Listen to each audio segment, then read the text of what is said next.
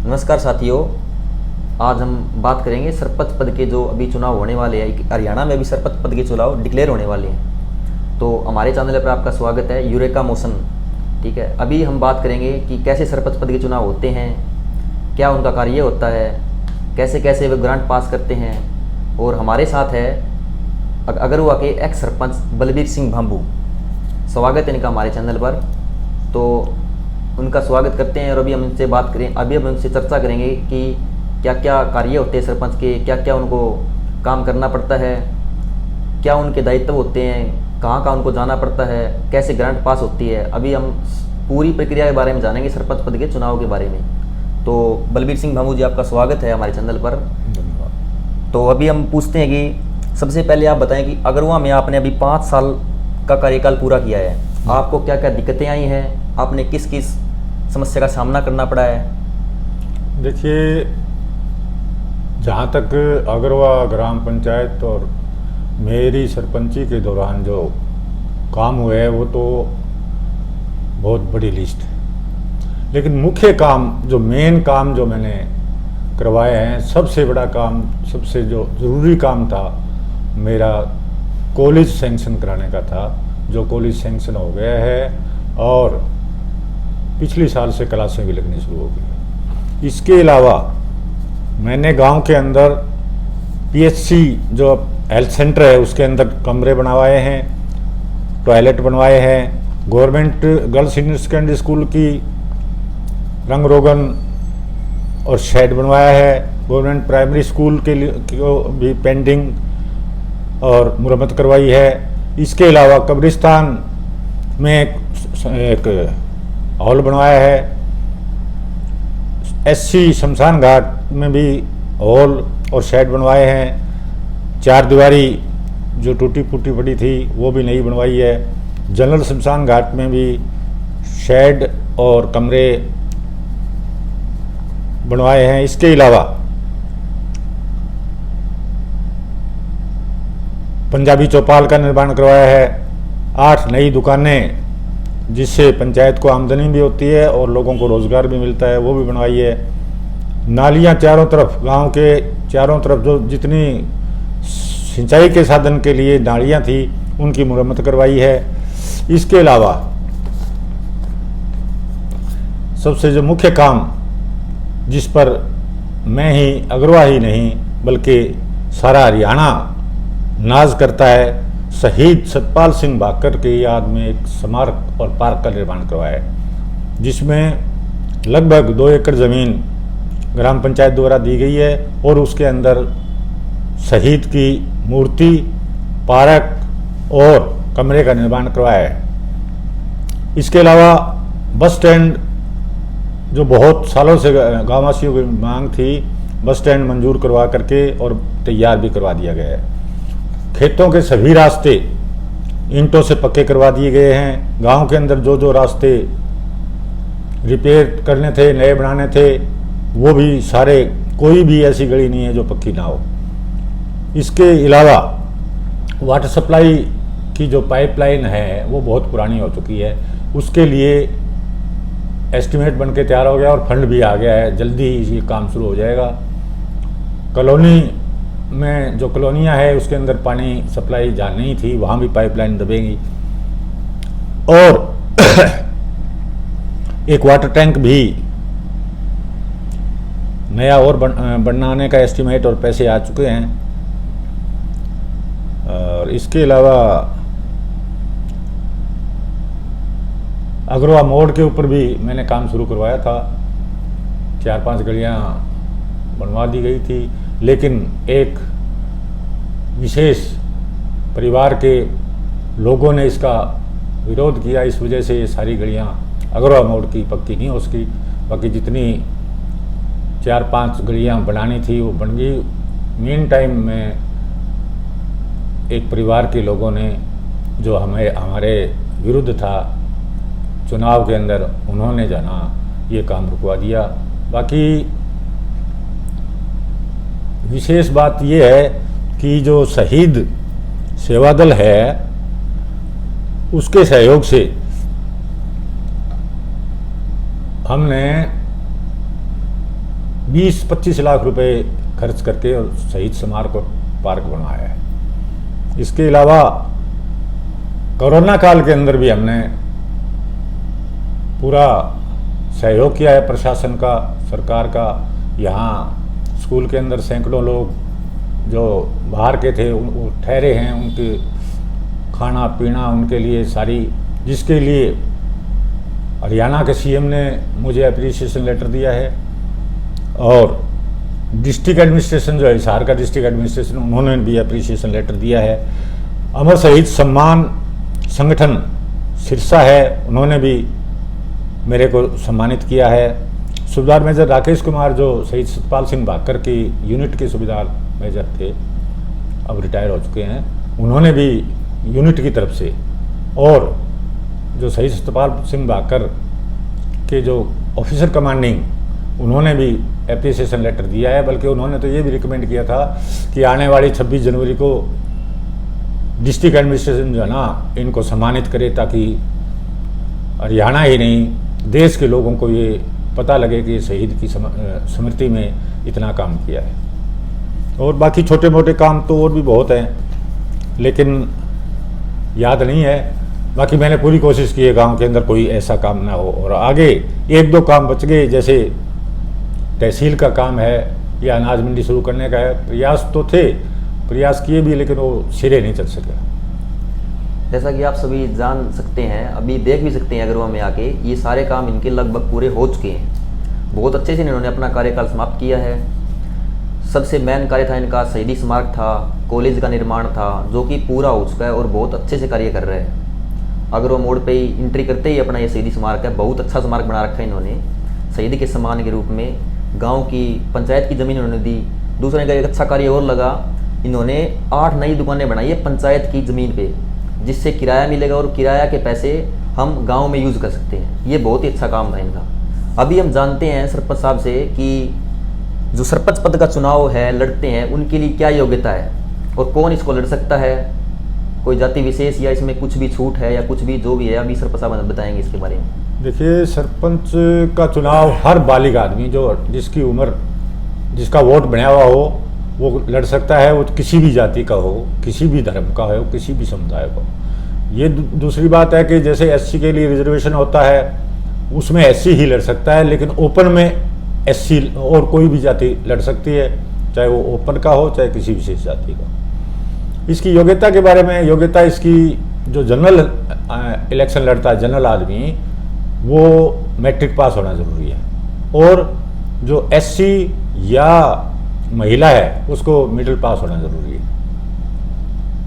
जैसा कि अभी सुन रहे हैं कि जो जनरल कैटेगरी है उसके लिए 10वीं का पास होना ज़रूरी है, और जो एससी और महिला कैटेगरी है जो एक विशेष रूप से दर्जा दिया गया कि ताकि इनको भी समाज में आगे बढ़ाया जा सके, तो उसके लिए सिर्फ 8वीं तक पास होना ज़रूरी है। बहुत अच्छा लगा। अभी हम आगे, इसके अलावा वो डिफॉल्टर नहीं होना चाहिए। हाँ, कोई जैसे बैंक का या बिजली बिल का या पानी के बिल का डिफॉल्टर नहीं होना चाहिए, उससे नो ड्यू सर्टिफिकेट। हाँ, सरपंच पद के लिए कोई भी अपने ऊपर लोन या वगैरह कुछ भी नहीं होना चाहिए, नो ड्यूज होना चाहिए हर चीज़ का, बिजली हो, पानी हो या कोई बैंक का लोन हो। ठीक है, अभी हम बात करते हैं कि सरपंच जो है उनके पास कौन कौन सी पावर होती है, तो वो अभी बताएंगे अभी सरपंच जी। देखिए, सरपंच के पास कहो या ग्राम पंचायत के पास, सब गांव के लिए जो भी पब्लिक इंटरेस्ट के अंदर जो भी काम करना चाहे वो पंचायत कर सकती है। चाहे वो मुरम्मत कार्य हो, चाहे नए काम हो, कोई भी, यानी पब्लिक इंटरेस्ट में होना चाहिए कोई भी काम हो। यहाँ तक कि एम्बुलेंस, बच्चों के लिए कोई भी, मैं कहता हूँ कोई भी जनहित का कार्य ग्राम पंचायत कर सकती है। ठीक है, अभी हम बात करते हैं कि सरपंच के चुनाव में सरपंच के लिए, सरपंच के पास जो आय के स्रोत होते हैं, क्या क्या स्रोत होते हैं आय के, और उन्हें ग्रांट कहाँ से मिलती है और कैसे पास होती है वो? देखिए, सरपंच का ना कह करके मैं ये कहता हूँ ग्राम पंचायत। हाँ, ग्राम पंचायत के अंदर जैसा मैंने कहा कि बहुत पावर होती है, सब कुछ कर सकते हैं बशर्ते कि फंड हो। इसमें फंड 3 प्रकार के होते हैं। एक होता है ग्राम पंचायत फंड, जीपी फंड जिसको कहते हैं। ग्राम पंचायत अपने सोर्स से, चाहे वो गृह कर लगाए, चाहे वो किसी दुकान पर रेडी का किसी भी प्रकार का कर लगा सकती है गांव के इंटरेस्ट के लिए। दूसरा जो संपत्ति होती है, जैसे ज़मीन है, एग्रीकल्चर लैंड है या दुकानें हैं, उनका किराया, उनका पट्टा, उससे भी इनकम होती है। इसके अलावा ग्राम पंचायत, जैसे अग्रवा की बात है, अग्रवा के अंदर ज़मीन एक्वायर हुई थी हाईवे के लिए, उसका एफडी है, उसका ब्याज भी आता है। वैसे तो एफडी में से भी पैसे निकलवा सकते हैं, लेकिन उसमें दिक्कत ये है कि डीसी की मंजूरी के बगैर नहीं निकलवा सकते। लेकिन ब्याज जो है ना वो हर महीने आता रहता है। ब्याज का काम जो है ना वो अपना छोटे मोटे काम ग्राम पंचायत कर सकती है। दूसरा है पीआरआई स्कीम होती है एक।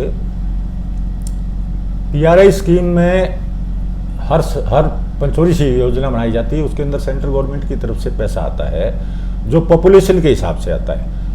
पर मतलब जैसे 10,000 की पॉपुलेशन है, उसमें मान लो 10 लाख आते हैं, तो जिस गांव की पॉपुलेशन 15,000 है, 15 लाख आएंगे, जिसकी 5 है वो 5 लाख, यानी छोटे गांव के लिए छोटी और बड़े गांव के लिए बड़ी। इसके अलावा एक पेमेंट ऑफ स्ट्रीट है, उसमें भी ग्रांट आती है, सरकार द्वारा ग्रांट दी जाती है। और इसके अंदर एक और भी है, जैसे मंत्री हैं, एक एमपी लेड स्कीम होती है, MP member of parliament local area development scheme है। उसके अंदर एमपी से डिमांड की जा सकती है, एमपी जो है ना उसको ग्रांट दे सकता है। इसके अलावा मुख्यमंत्री, मंत्री वो भी ग्रांट जो है दे सकते हैं, उससे भी इनकम पंचायत की होती है। ठीक है, अभी हम बात करते हैं कि जैसे गांव में सरपंच तो होता ही है, साथ में ग्राम सभा के 5 मेंबर भी होते हैं, ग्राम सभा भी होती है, तो उनका क्या क्या कार्य होते हैं? देखिए, ग्राम सभा गांव के लिए ग्राम सभा सब सर्वे सर्वा है, सब कुछ है। जो भी काम एक जीपीडीपी बनती है, ग्राम पंचायत डेवलपमेंट प्लान, उसमें जीपीडीपी जो है ना वो ग्राम सभा द्वारा पास की जाती है। हर मेंबर, हर ग्रामवासी उसके अंदर भाग लेता है, भाग ले सकता है, लेते नहीं है लेकिन ले सकता है, लेने चाहिए। वो अपने अपने एरिया की, अपने अपने मोहल्ले की अपनी दिक्कतें सारी की सारी नोट करवाते हैं, और वो नोट हो करके उसके बाद प्रायोरिटी के हिसाब से जो काम जरूरी होता है वो पहले पंचायत द्वारा किया जाता है। ग्राम पंचायत जो है ना, ये जो सारे काम ग्राम सभा होती है वो सारे काम की समीक्षा करके और धीरे धीरे वो पंचायत के सामने, मेंबरों के सामने सबमिट किए जाते हैं। सरपंच, मैं जो है ना अपने कार्यकाल में मैक्सिमम कोशिश की है कि लगभग 17 मेंबर, 18 मेंबर तक की हाजिरी है। लेकिन फिर भी जो मेजोरिटी है, जैसे हमारे गांव में 20 मेंबर हैं और एक सरपंच है, यानी अगर 11 मेंबर एक साइड में हो इंक्लूडिंग सरपंच, तो वो फैसला हो जाता है, वो काम जाना किया जा सकता है। इसके अंदर पहले रेजोल्यूशन दिया जाता है, रेजोल्यूशन बीडीपीओ के नाम दिया जाता है, बीडीपीओ जाना उसमें मार्क करता है जेई के नाम, जेई उसका एस्टीमेट बनाता है। एस्टीमेट बनने के बाद जाना फंड जिस स्कीम के तहत काम करना होता है उस स्कीम से काम किया जाता है। जैसे आपने बोला भी रेजोल्यूशन पास किया जाता है, तो रेजोल्यूशन कैसे पास किया जाता है और कैसे पूरा किया जाता है उसको? ग्राम पंचायत की मीटिंग होती है, उसके अंदर सरपंच जो है ना पंचायत के सामने बताता है कि भाई हमें जो है ना ये रास्ता पक्का कराना है, फलां ढाणी से फलां ढाणी तक रास्ता पक्का कराना है, इसके बारे में पंचायत विचार करे। या स्कूल के अंदर शेड बनवाना है या पीएससी में कमरे बनवाने हैं, इसके बारे में ग्राम पंचायत विचार करे। बाकी ग्राम पंचायत विचार करके अगर वो पक्ष में है इस काम के, तो वो कह देगी कि हाँ ठीक है, उसके अंदर जो है ना साइन हो जाएंगे 10 मेंबर, 11 आदमियों को, 11 की जरूरी है, 11 से ऊपर हो उसके साइन हो जाएंगे, और वो एस्टीमेट बनाने के लिए कंसर्न जेई को मार्क कर देंगे, एस्टीमेट बन के और वो काम शुरू हो जाएगा। जैसा कि आप सभी देख रहे हैं कि सरपंच ही जरूरी नहीं है, एक गांव में उनका मेंबर का ही बहुत ज़्यादा रोल है। अगर 11 मेंबर एक साइड खड़े हैं तो सरपंच को उसका फैसला मानना पड़ेगा। ठीक है, हाँ बिल्कुल। अभी हम बात करते हैं सरपंच से एक क्वेश्चन के बारे में, और कि सरपंच साहब सेक्रेटरी का क्या रोल होता है इसमें? सेक्रेटरी एक किस्म से सहायक होता है, वैसे तो सरकारी कर्मचारी होता है लेकिन पंचायत का सहायक होता है। सरपंच ग्राम पंचायत जो काम कहेगी वो करेगा, अपना रिकॉर्ड पूरा करना है, कार्रवाई लिखनी है, कैश बुक लिखनी है, स्टॉक मेंटेन करना है, जो भी कागजी कार्रवाई है वो सेक्रेटरी द्वारा की जाती है। तो अभी आपको जैसे पता है कि हरियाणा में भी डिक्लेरेशन होने वाली है चुनाव की। हाँ, 22 जुलाई के बाद कभी भी डिक्लेयर हो तो सकता है आप क्या चुनाव। संदेश देना चाहोगे आने वाले नए नहीं, मैं सरपंच आने को? वाले सरपंचों के लिए एक सबसे पहले तो जो सरपंच है ना, वो ऐसा आदमी होना चाहिए जिसको काम की नॉलेज हो। यानी सबसे बड़ी बात यह है कि कई सरपंच ऐसे देखे हैं मैंने कि जो ग्राम सभा के बारे में ही नहीं जानते थे, और ग्राम पंचायत जो का एक्ट है उसके बारे में नॉलेज नहीं थी। जैसे मैंने कुछ काम बताए थे आपको, इसमें एक वो भी रह गया कि हमने जो है ना यहाँ लाइब्रेरी भी शुरू की थी, काफ़ी किताबें मंगवाई थी। ये दूसरी बात है कि वो जो गांव के बच्चे हैं या नौजवान हैं, उन्होंने इंटरेस्ट नहीं लिया, अदरवाइज जो है ना लाइब्रेरी भी हमने शुरू करवाई थी, अखबार भी शुरू करवाए थे। तो जो आने वाले, सबसे पहले तो उसको नॉलेज होनी चाहिए काम की कि क्या क्या तो पावर होती है पंचायत की, क्या काम करने होते हैं, किससे करवाने होते हैं, ये ज़रूरी है। एक्ट का जानकार जरूर होना चाहिए, जिसको पता हो कि ये जो है ना ग्राम पंचायत का जो पंचायती राज संस्था है उसका एक एक्ट बना हुआ है, उसकी नॉलेज जरूरी है। दूसरा, एक ऐसा आदमी सरपंच होना चाहिए जो हर जाति, हर बिरादरी, हर धर्म समुदाय को साथ लेकर के चले, किसी में भेदभाव ना करे। जैसे मैंने शुरू के अंदर एक दो काम ऐसे करवाए और लोगों ने ये भी कहा कि ये तो आपके वोटर नहीं थे। मैंने कहा वोटर जो है ना सिर्फ इलेक्शन तक थे, अब सारा गांव मेरा है और सारे गांव का विकास जो है ना वो बराबर करवाया जाएगा, और बराबर किया है मैंने। सही बात है सरपंच साहब की। जैसे कि किसी ने वोट दे दिया, किसी ने ना दिया, तो उसको नहीं देखना। एक बार सरपंच बनने के बाद पूरा गांव उनके अंडर में है, तो सभी के लिए काम करना चाहिए उनको, न कि कोई जाति विशेष के लिए। धन्यवाद करते हैं सरपंच साहब का, इन्होंने बहुत अच्छा हमें ज्ञान दिया भी। और अभी सरपंच के इलेक्शन डिक्लेयर होने वाले हैं, तो आप सभी भी जितने भी गांव के मेंबर है, वोटर है, वो सभी ध्यान दें कि जो भी सरपंच बने अपने गांव में वो शिक्षित होना चाहिए। दूसरा, उन्हें पंचायत एक्ट है उसके बारे में नॉलेज होना चाहिए। ऐसे नहीं कि कोई भी उठा उसको आप वोट दे रहे हो, उसको पता होना चाहिए हर एक बात का कि क्या उसकी पावर है, क्या वो कर सकता है, क्या वो नहीं कर सकता है। तो जो भी सरपंच बने, जो सरपंच आप बनाओ, जिसको आप वोट दो, उसके बारे में पूरी नॉलेज हो, तभी आप उसको वोट दो। सरपंच है वो 5 साल के लिए गांव में बनता है, ऐसे नहीं कि आप 2 दिन में इसको चेंज कर दोगे। तो 5 साल तक आप सरपंच के साथ में रहना पड़ेगा आपको। अगर कोई अच्छा होगा तो आप अच्छे काम करोगे, समाज सेवी होना चाहिए जो भी हो। तो धन्यवाद आपका बहुत बहुत। वेलकम।